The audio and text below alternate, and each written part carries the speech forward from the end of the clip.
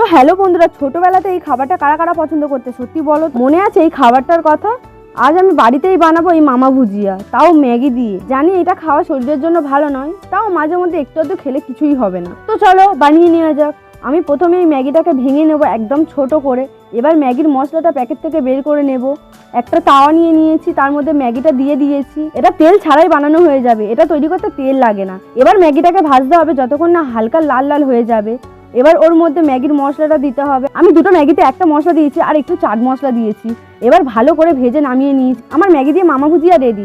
দেখো পুরো দোকানের মামা ভুজিয়ার মতো দেখতে হয়। আর এদিকে আমাকে দেখো দোকান থেকে কিনে আনা মামা ভুজিয়ার প্যাকেট থেকে মামা ভুজিয়াগুলো বের করে দিয়ে আমি বাড়িতে তৈরি মামা ভুজিয়াগুলো প্যাকেটের মধ্যে দিয়ে দিই। এবার আমি তোমাদের খেয়ে দেখাচ্ছি। সত্যি বলতে বন্ধুরা, পুরোপুরি দোকানের মতো হয়নি, একটু আলাদা টেস্ট হয়েছে। দোকানের ভুজিয়াতে মিষ্টি কিছু একটা দেয়, সেটা আমার মামা ভুজিয়াতে ছিল, কিন্তু খুব ক্রিস্পি হয়েছে খেতে। সত্যি বলতে বন্ধুরা, আমার মনে হলো যে দোকানে তৈরি মামা ভুজিয়া থেকে বাড়িতে তৈরি মামা ভুজিয়াতে টেস্ট বেশি। তোমরা বাড়িতে একবার ট্রাই করে দেখে আমাকে জানিও যে কোনটা বেশি টেস্টি হয়। তো আজ ভিডিওটা এই পর্যন্তই থাক, টাটা।